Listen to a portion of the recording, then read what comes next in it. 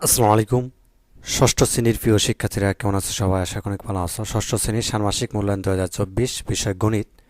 তো গণিত বিষয়ে তোমাদের ষান্মাসিক মূল্যায়নটি অনুষ্ঠিত হবে আগামী 10 তারিখ 10/7/2024, অর্থাৎ বুধবার।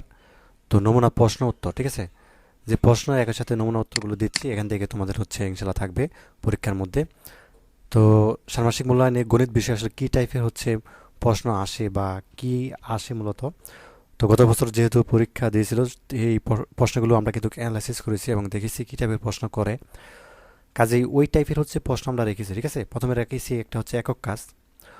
তো একক কাজ যেমন শুরুতে তোমাদের প্রথম অধ্যায়ের মধ্যে রয়েছে সংখ্যার গল্প, তাই না? তো এখানে দেখো যে সংখ্যার গল্প সম্পর্কে তুমি কি জানো, এরকম একটা প্রশ্ন কিন্তু তোমাদেরকে অর্থাৎ করা হতে পারে। তো উত্তরটি দেখো যে বর্তমান গণিতে জন্ম হয়েছে গণনা থেকে। তো গণনার ধারণা থেকেই প্রথম সংখ্যা ব্যবহারের প্রয়োজনীয়তা অনুভূত হয়েছিল। যদিও সংখ্যা জন্ম হয়েছে অনেক সময়ের ব্যবধানে।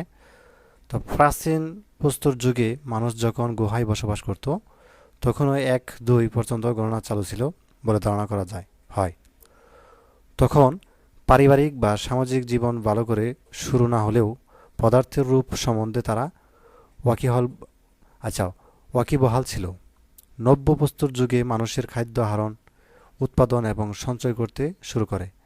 মৃৎ, কাষ্ঠ এবং বয়ন শিল্পের প্রসার ঘটে, যার অনেক নমুনা বর্তমানে আবিষ্কৃত হয়েছে। অধিকাংশের মতে এই সময়েই ভাষার বিকাশ ঘটে। তবে ভাষার যতটা বিকশিত হয়েছিল তার তুলনায় সংখ্যার ধারণা ছিল বেশ অস্পষ্ট।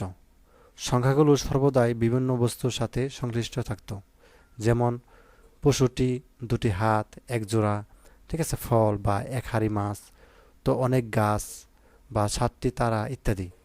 এমনকি অস্ট্রেলিয়া, আমেরিকা এবং আফ্রিকার অনেক গোত্র আজ থেকে মাত্র 200 বছর আগেও এই অবস্থায় ছিল, ঠিক আছে?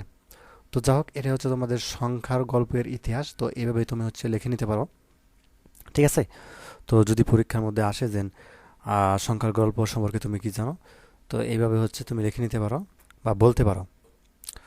তো যাই হোক, তারপর একটি খুবই গুরুত্বপূর্ণ একটা প্রশ্ন রেখেছি, সেটা হচ্ছে যে তোমার পাঠ্য বইয়ের যে পাজল আছে, আমি তোমাদেরকে একটু দেখাই। তো তোমাদেরকে গণিত বইয়ের অর্থাৎ একটু গেম টাইপের বা একটু মজার টাইপের অনেক অঙ্ক দেওয়া হয়, ঠিক আছে? যে কৌশল ব্যবহার করা হয় বা মজার ছলে অঙ্ক করা হয়, এবং বেশ কিছু অঙ্ক মানে একটু গেম টাইপের হয়। তো এই পাজলটা খুবই গুরুত্বপূর্ণ, এরকম টাইপের একটা অর্থাৎ তোমাদের অঙ্ক দিতে পারে। যেমন তোমার পাঠ্য বইয়ের পাজল এর বক্সের তালাটি খোলার জন্য কোন কৌশল অবলম্বন করবে, ঠিক আছে? তো এটা খুবই গুরুত্বপূর্ণ। তোমার পাঠ্য বইয়ের যে পাজল আছে, যে অর্থাৎ বক্সটি, অর্থাৎ ছবির বাক্সে তোমার জন্মদিনে একটা উপহার রয়েছে। তো তবে সমস্যা হলো বাক্সটি একতলা দিয়ে বন্ধ করা হয়েছে। তো তালার ঠিক নিচেই 0 থেকে 9 পর্যন্ত, এখানে দেখতে পাচ্ছ 0 থেকে 9 পর্যন্ত কিন্তু সংখ্যা দেওয়া আছে, অঙ্কগুলো দেওয়া আছে। এবং খুলতে প্রয়োজন 3টা অঙ্ক, ঠিক আছে? এটা লাগবে 3টা অঙ্ক। তো নিচের কাগজে লেখা আছে সেই গোপন সংখ্যা নানা বৈশিষ্ট্য, এই যে এখানে লেখা আছে নানা বৈশিষ্ট্য। বৈশিষ্ট্যের আলোকে 3টা সংখ্যা এখানে বসিয়ে দিব এবং এটা কিন্তু খুলে যাবে, ঠিক আছে?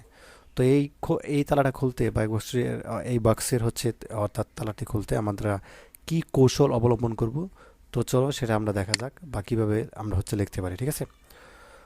তো প্রথমে আমরা সংখ্যাগুলোর বৈশিষ্ট্য সম্পূর্ণরূপে পড়ে নিব, এবং আমরা দেখতে পাচ্ছি যে এখানে 5টি সংখ্যা দেওয়া আছে। কয়টি দেওয়া আছে? 5টি সংখ্যা, ঠিক আছে? 1টি, 2টি, 3টি, 4টি, 5টি, এই 5টি সংখ্যা বা 5টি বৈশিষ্ট্য দেওয়া আছে। এখানে বৈশিষ্ট্যগুলো পড়ে দেখলাম যে চতুর্থ সংখ্যাটির বৈশিষ্ট্য কোনো অঙ্কই সঠিক নয়। এই যে 4 নাম্বারটা, ঠিক আছে, এই যে 4 নাম্বারটা কিন্তু কোনোটাই কি সঠিক নয়। তো তারপর দেখি এবং 9, তো চতুর্থ সংখ্যাটিতে অঙ্ক রয়েছে 7, 3, 8।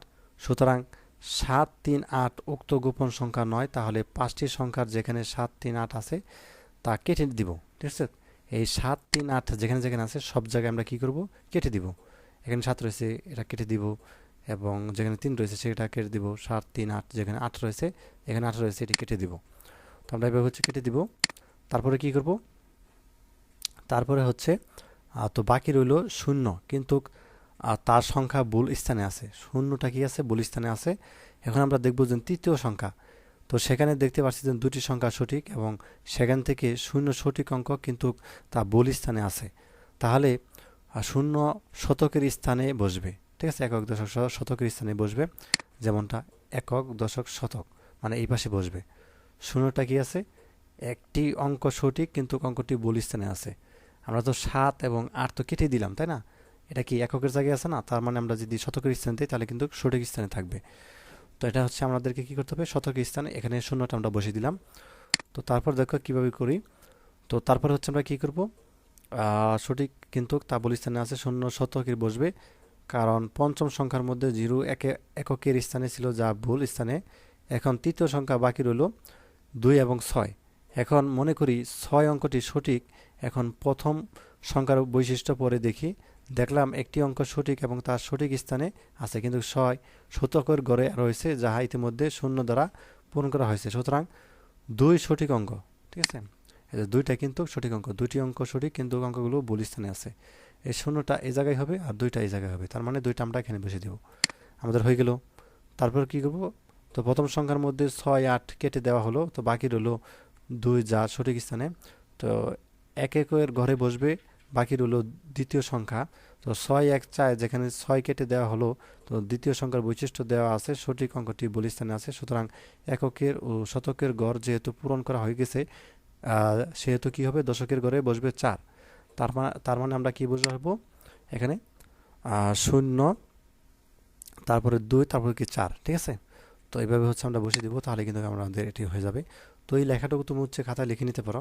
ঠিক আছে, এবং যদি না বোঝো ভিডিওটি আরেকবার দেখো, অথবা হচ্ছে তুমি আরেকবার পড়ো। ঠিক আছে, স্ক্রিনশট দিয়ে তুমি আরেকবার পড়তে পারো, তাহলে দেখা যাচ্ছে তোমার বিষয়টি বুঝতে পারবা।